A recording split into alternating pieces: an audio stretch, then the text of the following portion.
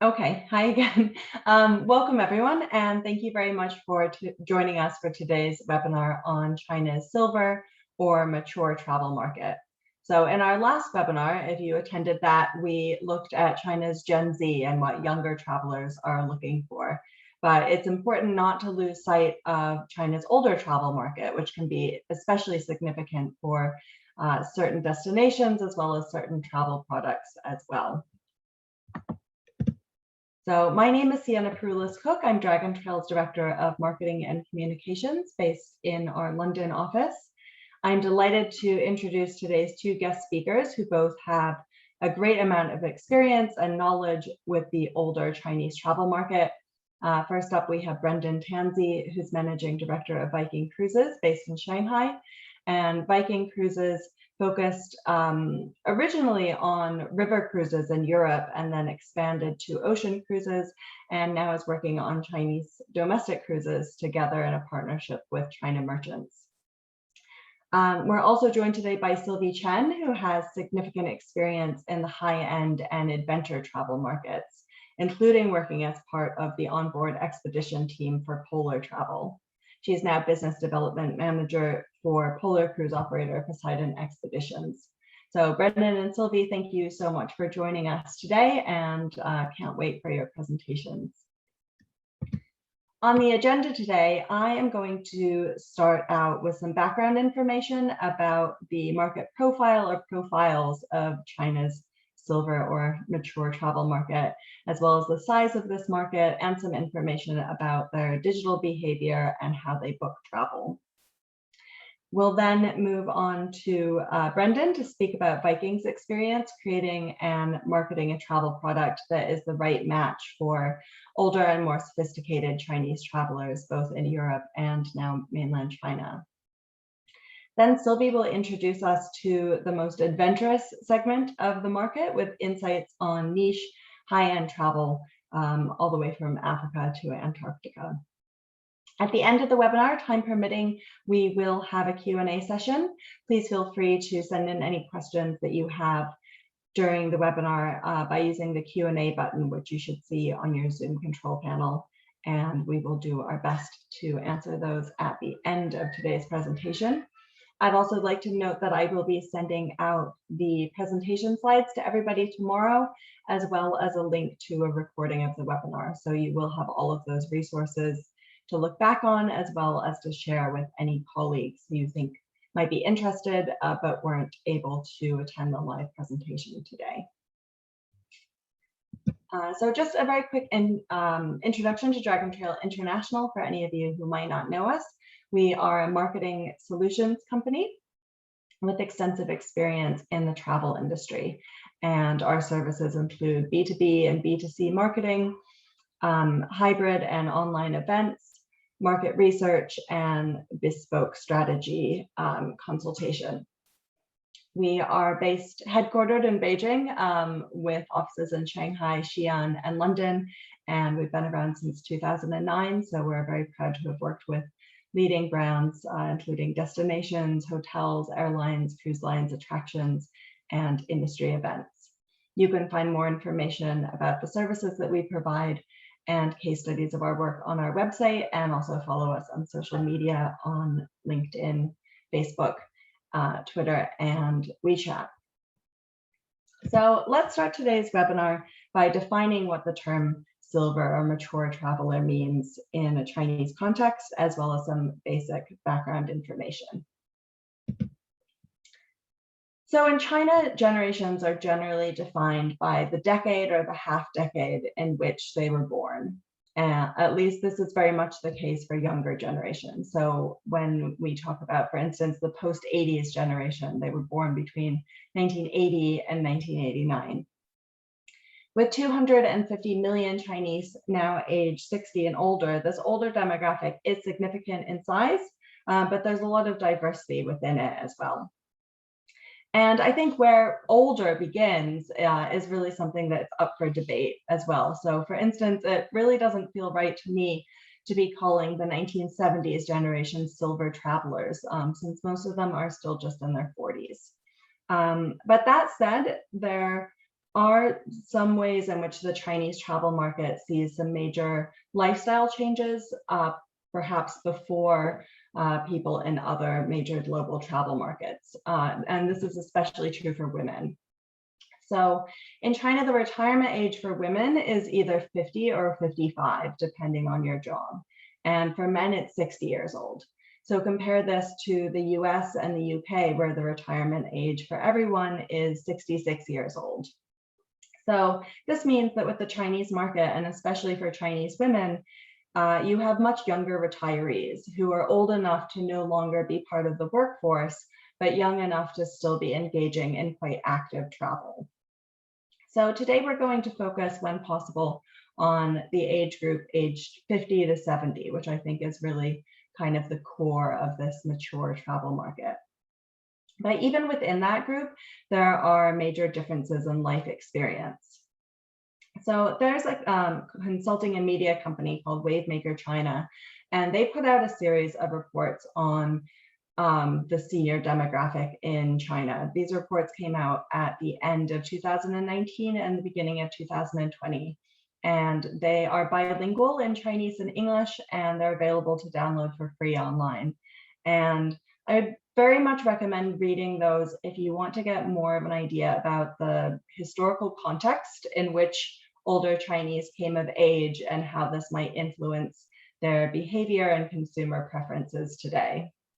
And those reports break down China's senior market into 3 segments, as you can see from the bottom of the screen here. And I think what's so interesting about them is how it looks at the kind of formative experiences for those different subsegments of the senior generation, and then how it might influence them today. So one example, for instance, is for what they call the toughened new China first generation, who are now in their 60s.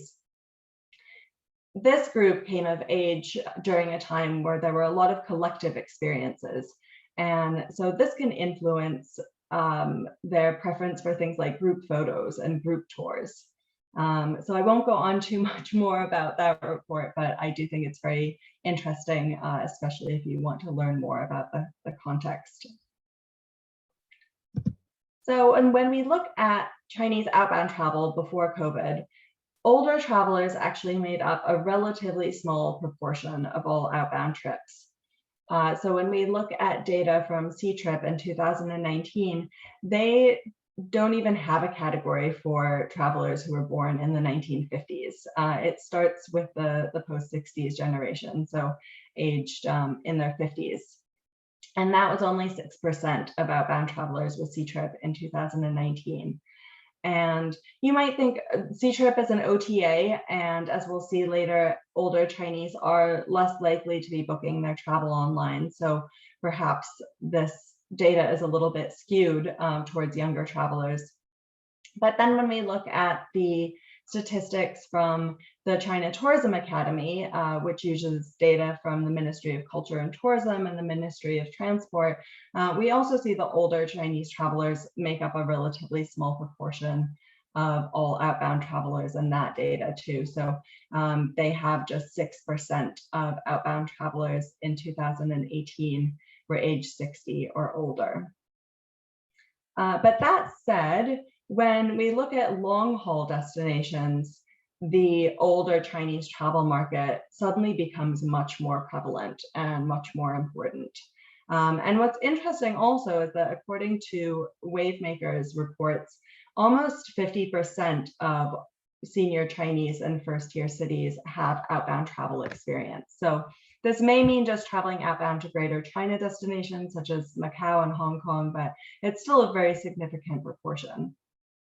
So when we look at Europe, in the first half of 2019, half of Chinese tourists were born in the 1950s or 1960s. So that's the group that are aged 50 to 70 years old today.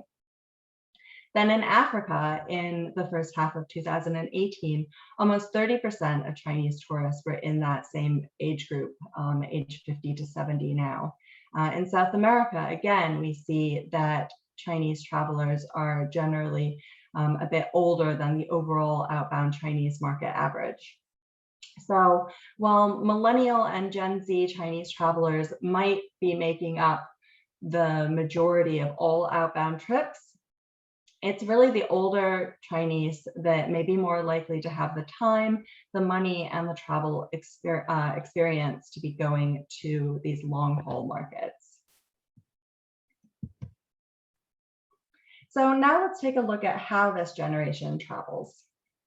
Based on a Trip.com group, that's also Ctrip, in 2019, a survey that they did, we see that traveling with friends is by far the most popular way for older Chinese to travel. And this comprises domestic as well as outbound travel.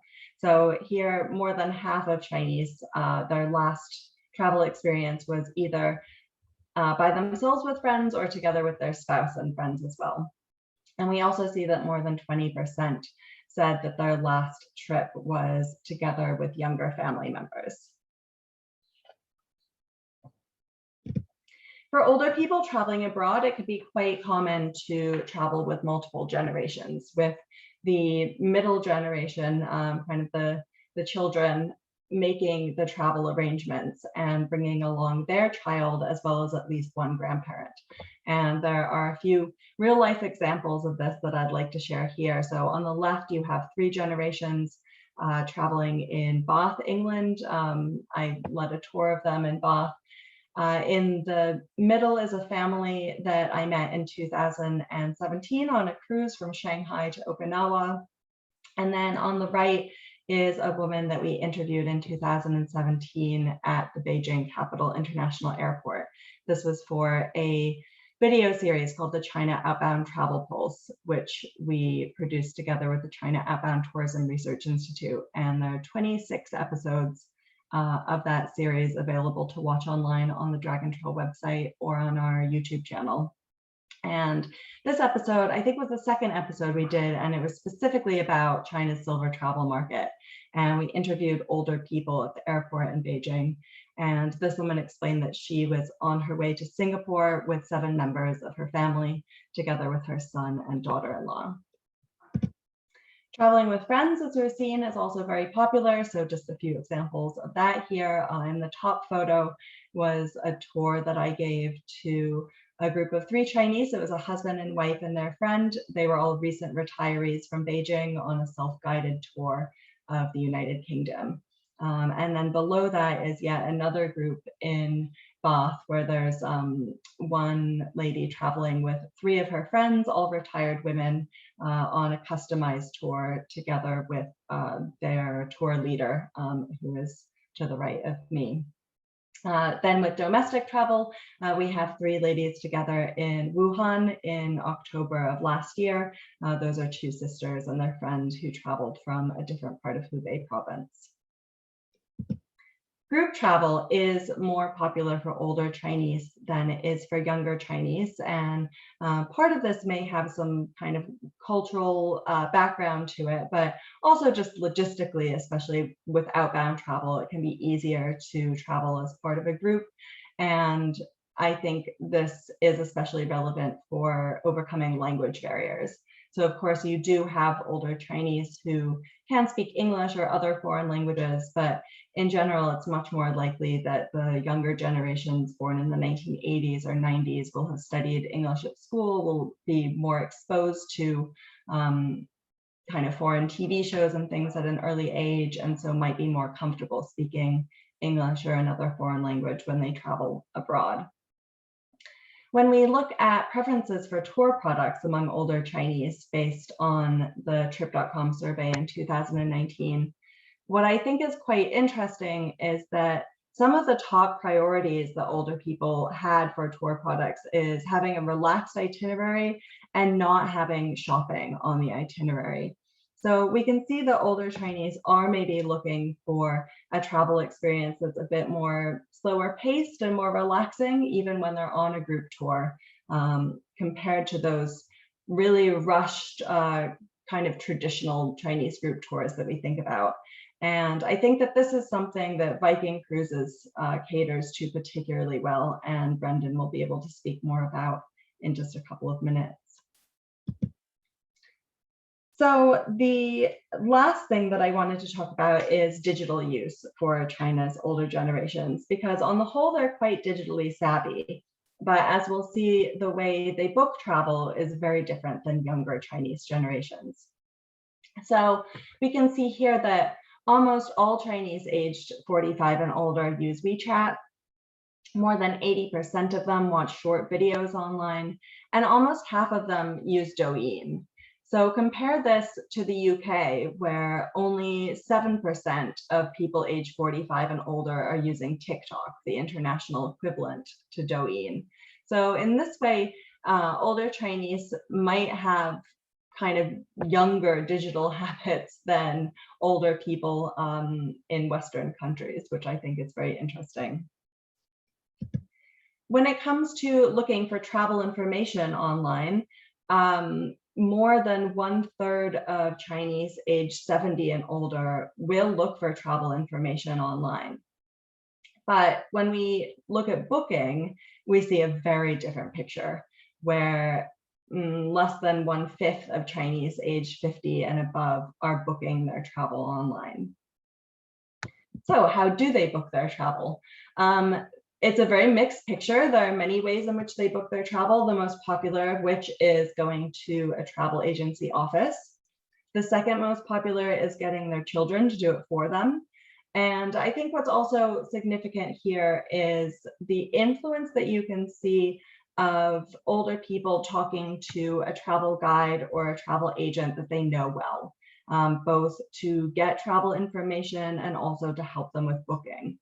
So what this tells us, or what tells me rather, is that B2B is really important, that kind of communication and marketing that you do with Chinese travel agents.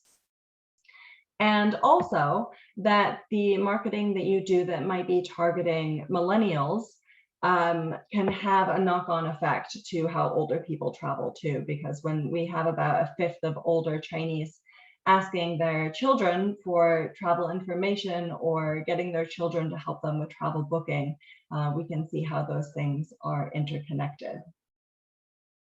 So I prepared a slide here with some key takeaways, but instead of going into all of those now, I'll let you have this with the presentation slides that I send out tomorrow, and would like to give more time to our guest speakers.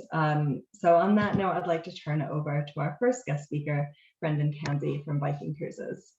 Can you hear me, Jenna? Yes, yes, loud and clear. Let me just share my screen. Okay, can you see my slides now? Yes. Okay, so Viking is a very big direct seller of cruises. In fact, we consider ourselves a Dell of the cruise industry. We sell the majority of our inventory globally direct, and 70% of our guests are 55 plus. So we believe our job is to get into the hearts and minds of that segment and really understand what they want in a product, where they want it to be marketed to, how they want to be marketed to. And beyond the conventional focus groups and things, we spend a lot of time building panels where we can go to panels of people and ask questions about things we're considering to include in a product or our go-to-market plan. And that was especially true for China when we launched our outbound China river cruises in Europe in 2016. So we spent a lot of time really getting to understand what people valued, because you can get some false positives, what shall we say, in a focus group where people are very conscious of face and they're presenting a mask of the world. Whereas if you sit down with people individually and said, would you pay for this? Would you value this? You sometimes get a much more direct answer. So we spend a lot of time doing that as we put the product together for the China market. Interestingly, we've been bringing older Americans to China for the last 17 years for Yangtze cruises, and it's part of a bigger tour we call the Treasures of Imperial China. So you come to Shanghai, you fly to Wuhan, you get on a river cruise there, you sail down to Chongqing, then we fly to Xi'an to see the old Tang capital and the forbidden, the entombed warriors, and then back up to Beijing. And that's been a very successful product for us before COVID. But actually, there was a lot of clues there about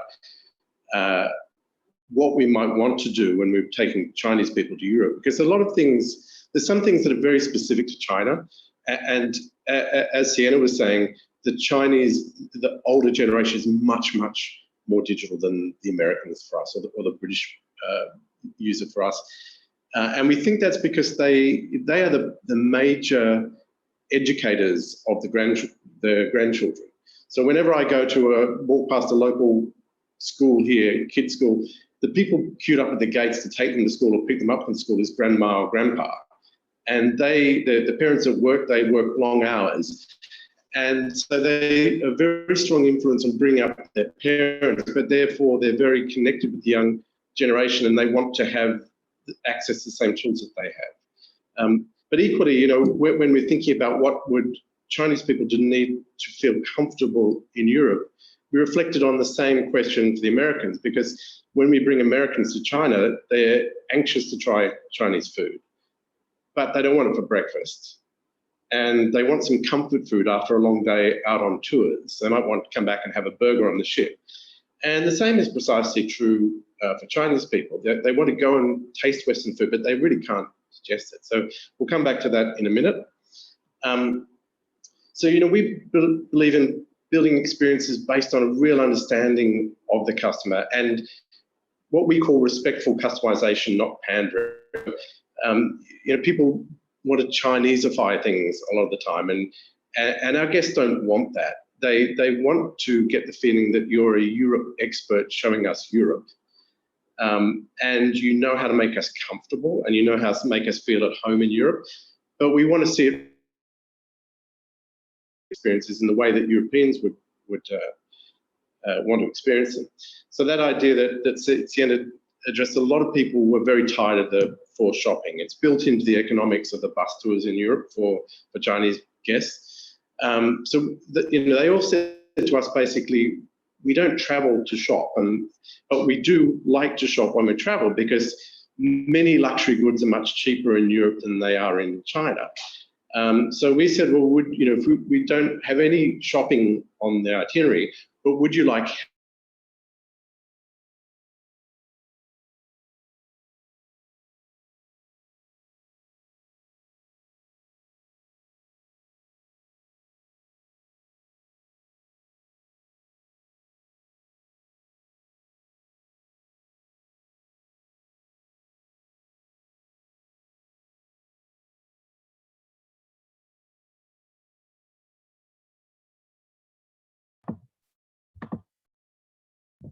Hi, Brendan.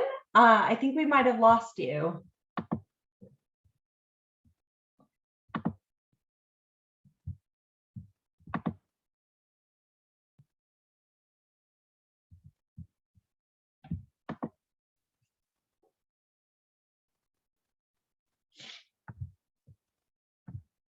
Sorry, everyone. I'm just going to send Brendan a message, and I'm sure we can get him back in just a minute.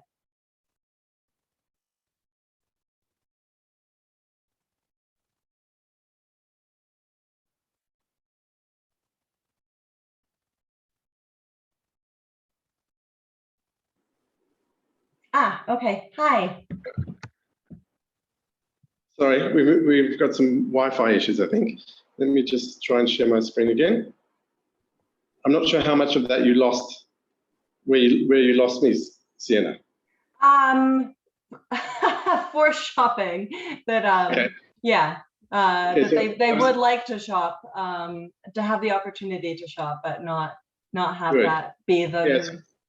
So we added a travel concierge who, when you want to take time shopping concierge. So when you want to take time to shop, we direct you where you can go to find the things that you want and where you can get things for the right price. For instance, we always advise people, don't buy Swiss watches in Switzerland, buy them over the border in Germany, they're much cheaper, even in the same jewelry chain. Where they, you know, take them to the Rumo factory where they can buy the Rumo luggage at the best price and get the best range. And people appreciate that, but they don't like it being put into the itinerary. I'll talk more in some of the slides about feeding this desire for in-depth experiences. People want something out of the ordinary and they want to be educated. And there is a thing about bragging rights, about being able to come home and say, I did this, I experienced that, and be able to share that with their friends and having a sense of expertise. So we built all these things into the journey that people were worried about. They were worried about, I'm going to have to transfer my flight somewhere in Europe to meet the ship. I'll be in an airport that has little or no Chinese support in the early hours of the morning, and what can we do? So we had people at transfer airports walking people from gate to gate. When people were arriving at some of the big arrival airports like Amsterdam, we had people inside security that were greeted them, uniformed Viking, greeting them there, taking them to collect their luggage, having a porter take their luggage for them, getting it straight onto the bus while they were in the bus going to the port, which was 15 minutes. We were checking them all in, so that people didn't have to ever pick up their bags. They didn't have to worry about what was going to happen in the transit. And it just made the whole experience easier. And, you know, our whole crew on the ship is Chinese. So it's not just one or two people who are there that can help you, but it's the whole crew, top to bottom, the galley, everything. And we actually installed our own guides that we call travel concierges, and the guests affectionately called Little Red Men, who are in the Red Viking t-shirts, who go on the ship with you but go on shore with you. So they can be explaining to you, they can take you to private tours, they can explain what a central guide is saying in a given destination. Now, as I said, food's a very important thing. If Caesar said an army travels on its stomach, but I think we all do. And we've all heard the stories about Chinese people packing an extra luggage full of pot noodles. And I think that's not an indictment of them. It's an indictment of how poorly they're generally served in Europe. And the truth is, the more that you talk to older Chinese people, they just can't digest Western food day in, day out, 3 meals a day. The staples are very different. The large amounts of meat and bread and dairy just don't land with them well. And they're, you know, constantly feeling a little bit off if they have to digest that food. So, you know, we have a full Chinese and European galley on the ship. And everybody wants the Chinese breakfast. People are a bit more adventurous at dinner. And we take people out for special food experiences. So, for instance, when they're in Cologne, we take them to a German pub lunch in Cologne by the river. But people are interested in that food, and they pick at the Schweinehaxe and they pick at the blood sausage and things. But they come back to the ship, and the first thing they do is go to our 18-hour noodle bar. So the noodle bar is open all day. It's free of charge. And they've enjoyed trying that food, but they want to come back after a day of touring and have comfort food. Just on that point too, so we built the European foods much more like tapas. It's almost like tasting plates. So people want to taste different types of European food in amongst the Chinese food they're eating, and have special meals where they go out to, you know, a well-known restaurant, a well-known eatery. But by and large, they prefer to eat the Chinese food. There is one stereotype that is true, and that's the inveterate student.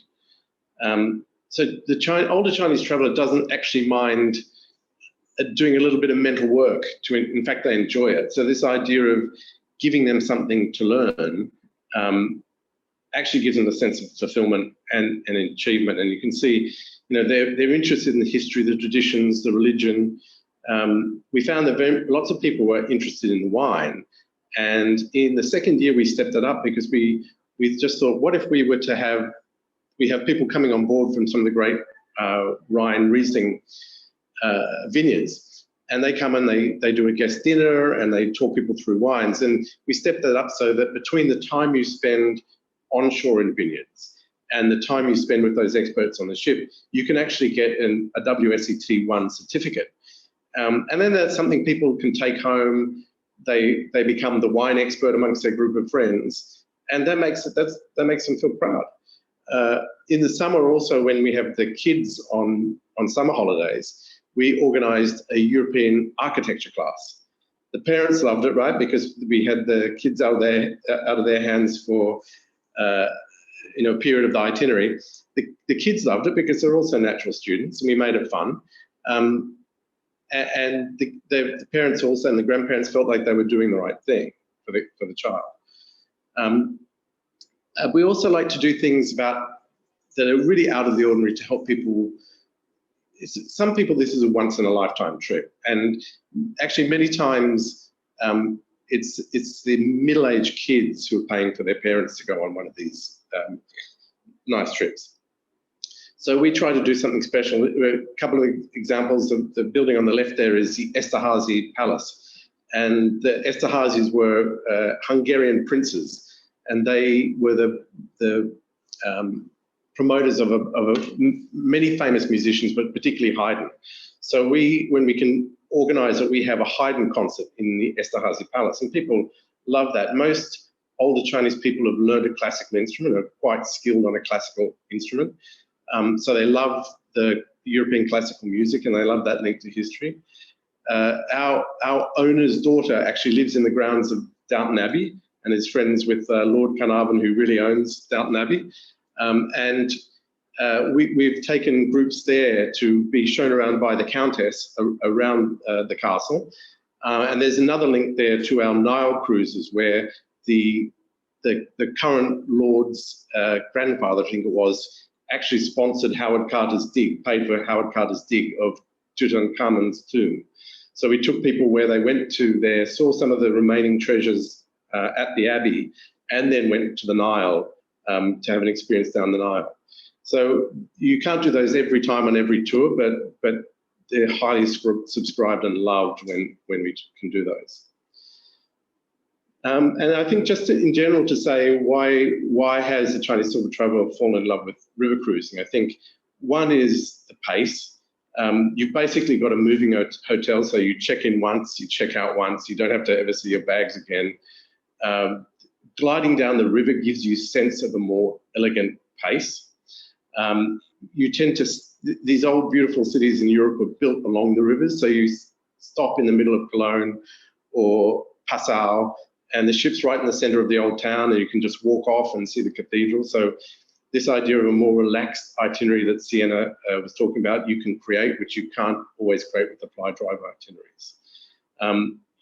We control the hotel, so we control the food experience, we can have the guides with you, we can control all those things to really make sure that you're comfortable all along the trip. And the last thing is, based on all this experience that we've learned, obviously no one is traveling outside of China at the moment, the borders are closed. So we're launching what used to be the Viking Sun now, and renamed and reflagged the Idun Hao, and been transitioned to a joint venture we have with China Merchant Groups. And this will be the first ever, or it is now the first ever 5-star luxury cruise ship that's been Chinese flagged, and we'll be working down the Chinese coast from August on. So we're going to take everything we've learned for those travellers in Europe and apply it here. And it's also our ambition to have a top to bottom Chinese cruise ship in the Mediterranean in the next 5 years for the same audience. That's me, Sienna. I'll hand back to you. Thank you, Brendan. That was really interesting. I know someone else has commented, and I think it's really cool to the WSET certification on board. I think that's a fantastic opportunity to have. Now moving on from Central Europe and China towards more niche destinations to learn about adventure and customized travel for the older Chinese market. Here's Sylvie Chen. Hi, hello. I hope everyone can hear me clearly. And just after you guys hear the Viking Cruise and also Sienna's talk, I have to say, like, my field is even more niche, because it's a self-adventure, and then it's more like really like tailor-made. I have to say, like today's topic, like silver traveler, I really feel sorry. I have to call them silver traveler or senior, because lots of them, they are eager to travel, like my field, like the people traveler I met. Yes, they are between like a late 40 to like early 70. Some of them are like even 80s, 80 plus. And then to me, they are eager to explore the new territory destination. So they are really trying to get out of their travel zone, like a comfort zone. So I think today we have some like time issue. So I will just go straight to my slide, and then I will bring 3 to 4 different case study to show you, even though we call them silver traveler, but there's still something different. So I will share with my slides.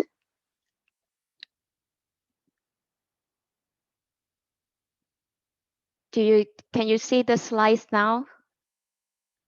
Yes. Okay, cool. So the first one I want to share, again, I brought up like 4 different type of the silver like senior traveler. The first group is around like 80s, 80 plus. I think this is quite like a traditional senior traveler we talk about. So this one, he's Lao Li. Like I never call him, because his age is like a grandfather or like father's age, but I never call his like Mr. Lee or something. He said like, oh, just call me Lao Li. Basically, it's just his last name. And then he's very fun person to travel with. So I help him to accomplish some of his travel dream. Like I have been organized several tours for him and his friends before, and he travel alone because it's getting difficult for this age. They have to find the same uh, interested people to travel with, and then also to see the new places. It's getting more difficult for him. So, and plus, normally he choose a place or city or activity which is may not too famous, or like for not so famous yet for most of other senior traveler. Like his age in this market, they have time. Like they got entirely retired, and mostly they have money. Sometimes they got paid the tour by their kids, but most of them travel at least 40 countries and have a bucket list to do before before they run out of time.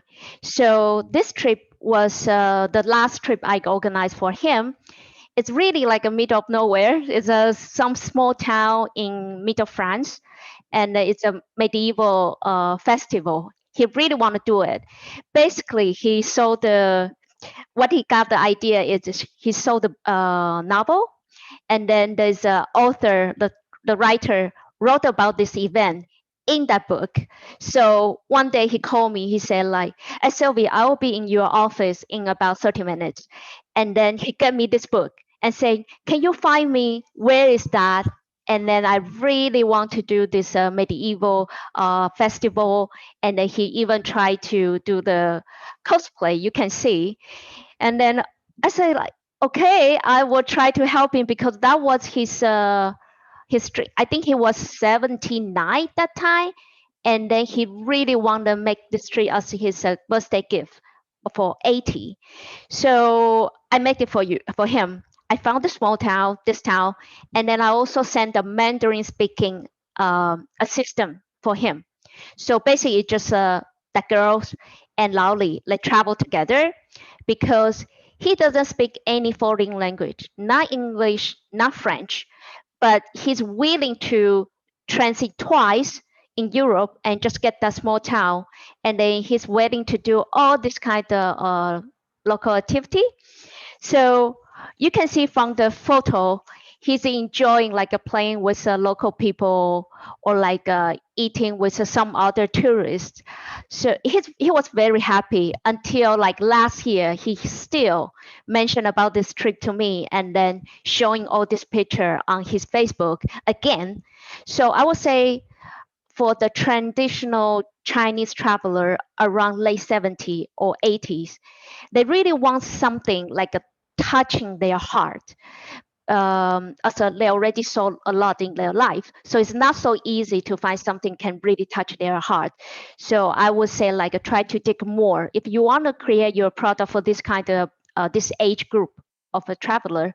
So really find something, they are like kids, so local people to talk with, to drink with, and then they want to have a fun together, but they really need a little bit extra help, such as like personal tour assistants, and like a Mandarin speaking one for sure, or like Chinese, Cantonese speaking one for sure. And then to the next one will be around like age group 60 plus. You can tell like he is a Herman, former journalist, travel KOL, professional world traveler.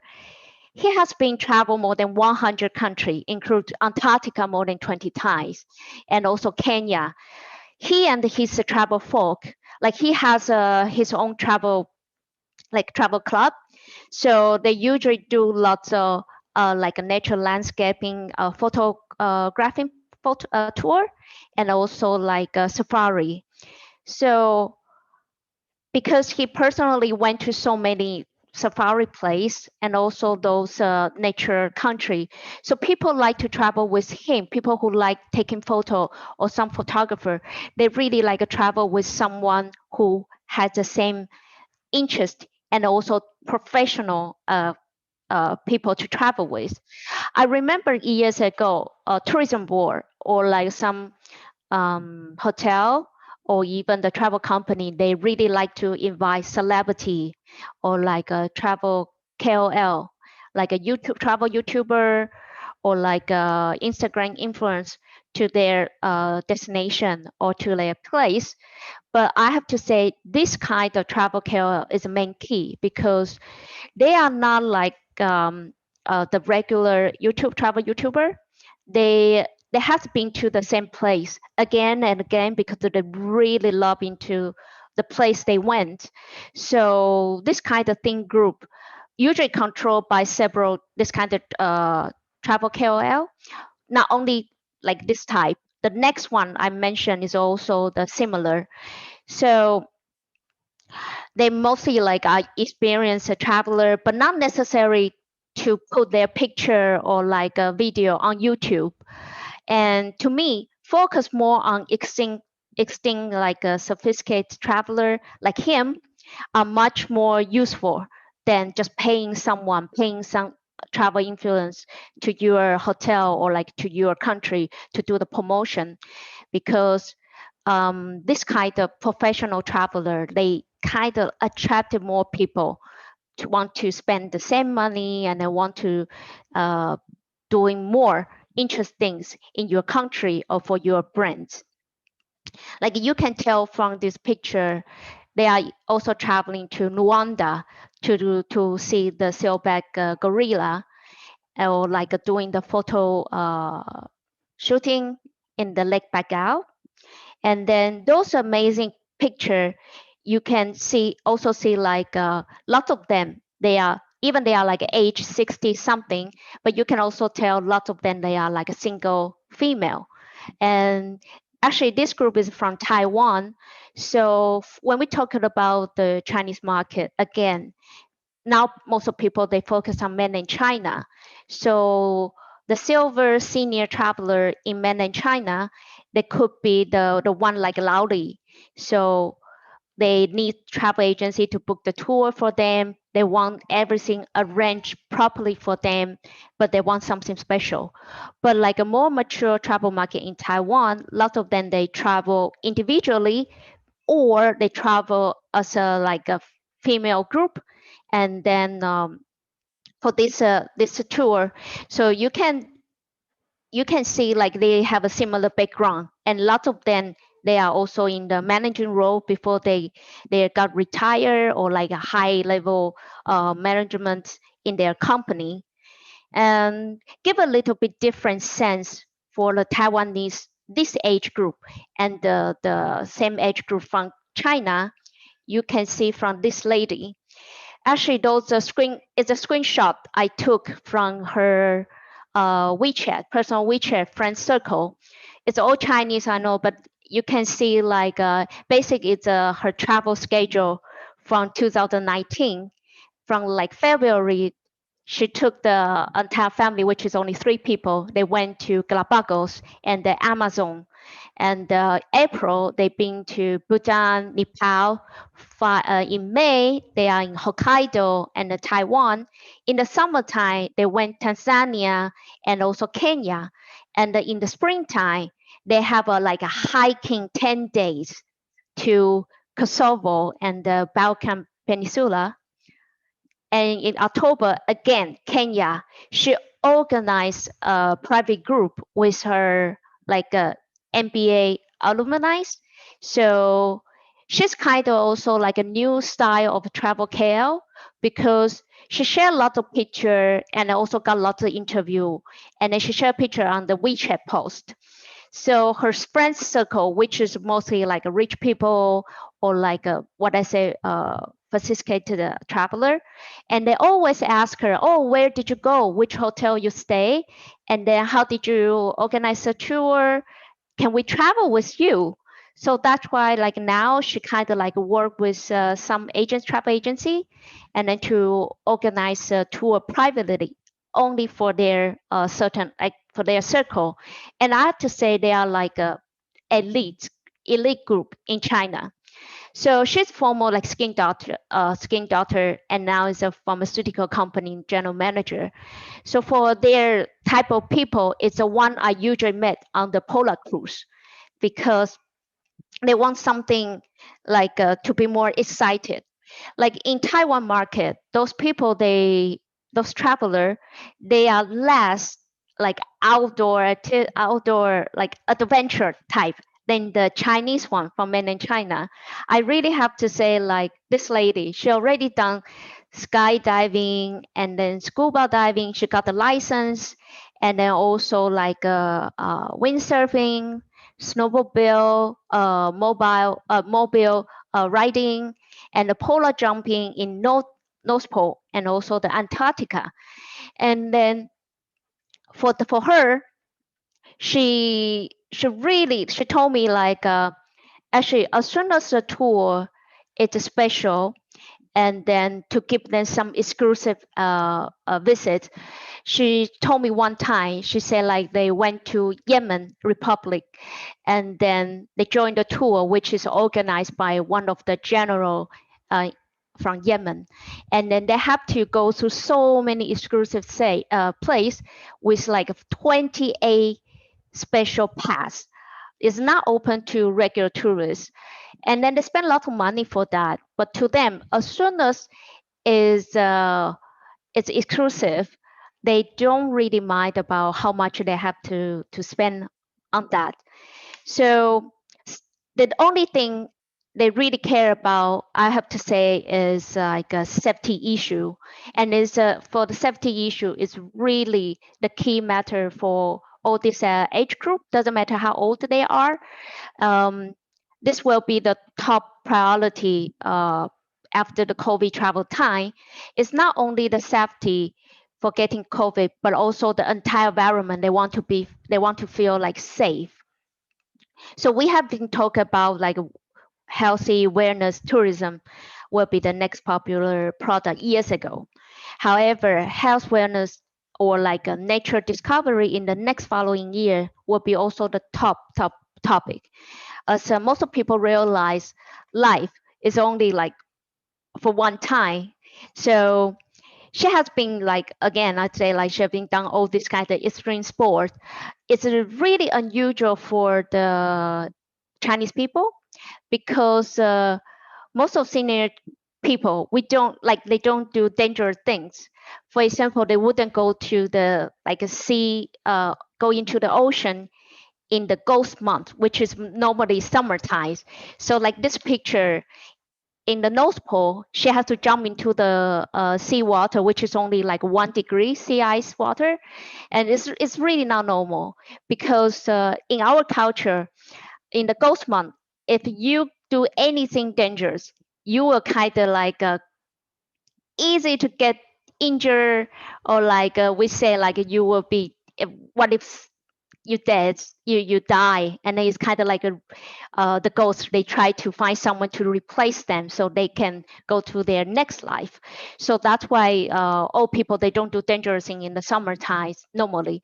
But now I saw more and more this kind of age group, more and more people, they do more adventure things, especially in the polar region tour. We saw a lot.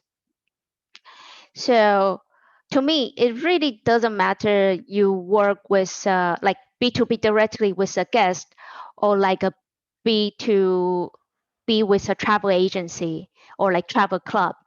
I really like suggest you dig more the information. Like Sienna earlier, she mentioned a lot of this age group, they book with a travel agency. So when you get the request from the travel agency, try to dig a little bit more information about the guests personally, like what they have been done before, and then try to get the clues of what they really like. And based on that, you provide your own professional or like your suggestion, because lots of time for the tourists, they don't really know what you could offer. And a travel agency, if you are organizing a solo adventure, it's really still like a niche market. A lot of travel agency owner, they even didn't know how to operate the tour, this kind of tour. So it really rely on you to tell them what they can arrange. But instead of like just give them the sample tour, if you can get more personal information from the guests, then you can tell them what they can do, and then you can offer more like an exclusive tour for their guests. And then automatically provide more detail about the safety issue, such as like an insurance service or more like a flexible policy. And then please don't wait until they ask you any question about the safety, because it's kind of like a show you are not that professional to them, because for them, they want fun, but they also want to feel like a high secured. And again, like in our field, like solo adventure or like a tailor-made market, I would say like most of sophisticated traveler, they already see travel as part of their life. So they wouldn't try to do a lot of things in one time. They want to kind of like be relaxed, to enjoy more. So when they arrange a tour, a lot of them, they actually to plan the tour much longer than regular. And that's also the reason sometimes they will just travel with like a mini group. From this one, this is the one from you can see the Akatama crossing. This is activity getting more popular in mainland China. People go abroad to do marathon. And for them, usually it's like a mini tour, like 4 people or like 3 people, and then like small tour. And they sign up for the marathon, but they also do some other sightseeing in those like a remote place. And for them, they do need some professional travel agency who really understand that region and who really understand like how to connect the outdoor activity they are joined with. So provide all this kind of detailed information. It's really important for them to believe you, and then to also make them feel like just like feel safe. So you can also see from the next picture, like this is like not for, I would say like it's even the niche market, like really small market from the niche. So they even do the marathon in ultra marathon in Antarctica. You can tell like those people, they are like early 50. It's really like before you wouldn't see people over 50, like Chinese people, Taiwanese people over 50 still doing all this crazy stuff, because this is even then young generation, they probably wouldn't be able to finish, to accomplish. But now for the age group from like late 40 to, I would say early 60, all this kind of extreme sport activity overseas, it's really what they try to what they try to do. And then again, if you really want to win this age group client, and then you work with a travel agency, you really have to provide automatically the safety issue insurance, because to me, we are like Poseidon Expedition. We got lots of more and more questions from the Asian traveler.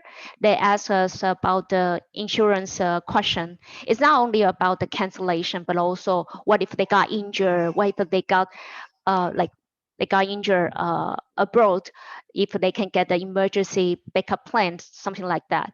So I think that's really like a key point to you guys if you want to win this age group. And then the other thing is they really try to want to be treated like local, but with some exclusive taste, and that would be the main key. So here is a 4 different type of senior, so-called senior traveler in my field, solo adventure market. So I hope you don't see all the senior traveler, they are the same. They are totally different. And sometimes I would suggest you treat them a little bit like younger generation, because they like to be seen as still young in their heart. So if you have that kind of idea, don't see them as a traditional old people, then you will get more market from this age group. So here is my presentation. I hope you will like it. I will back to Sienna. Thank you so much, Sylvie. It's a lot of very useful information as well as interesting examples there. I think we are kind of running out of time for Q&A, and I am not going to tell you about the next slides about our next webinar and a new survey product, but you can get those in the slides. If we do have any amount of time left, Brendan, I'm not sure if you can stay around. I did have one question that I really wanted to ask you both, which is, I think when we're talking about post-COVID recovery, there's an idea that the younger generations, that market will recover earlier, and that it will take older people longer to start traveling again. And I wanted to ask you both kind of your opinion on that. So starting with Brendan, kind of based on the conversations that you're having now or what you're seeing in China, do you think that the older market is going to come back later than younger Chinese travelers? I think that they're more cautious with their health. I think they're very sensitive to what the government is saying, and obviously the government in China is very much about zero tolerance at the moment for cases. So you have 3 cases in a city of 20 million people, and you have a clampdown, and everyone's being tested. So people are very sensitive. I think the young people will come back before the older generation do, and I think the older generation is depending on what happens from here on, is probably late 2022 or 2023, depending when the border opens. Thank you. Sylvie, what do you think? Actually, to me, I think they will be travel fast, like earlier than the younger generation, because they got vaccinated earlier than younger group, I have to say, because most of the country, they let the senior people, they get vaccinated earlier. So, and the other thing is, from my field, most of the traveler, like what I said, they already see travel as a lifestyle. It's just not just go abroad, just do some sightseeing only. They usually combine with visiting friends, especially their kids study abroad.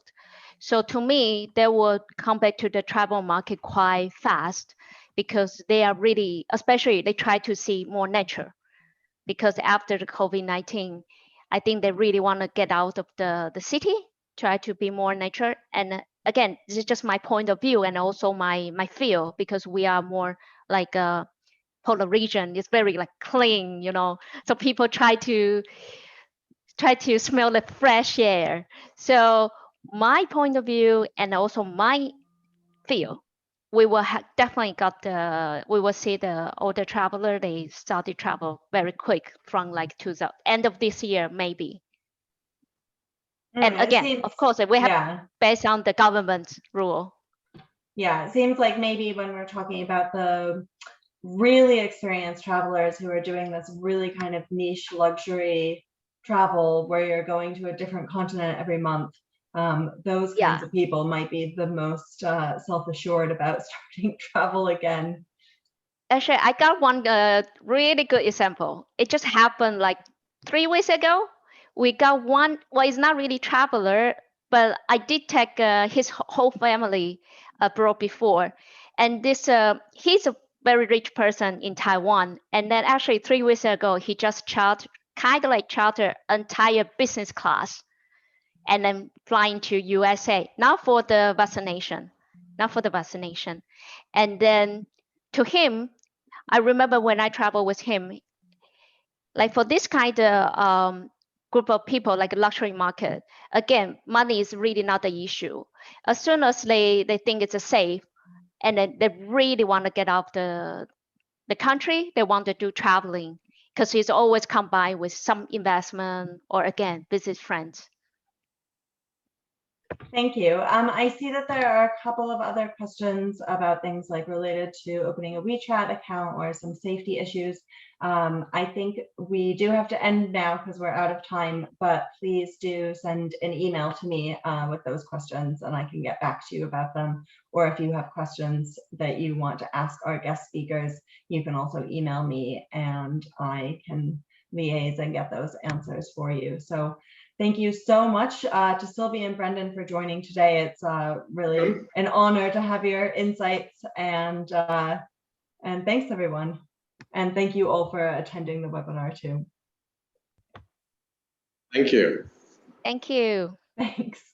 Bye everyone. Bye. Bye.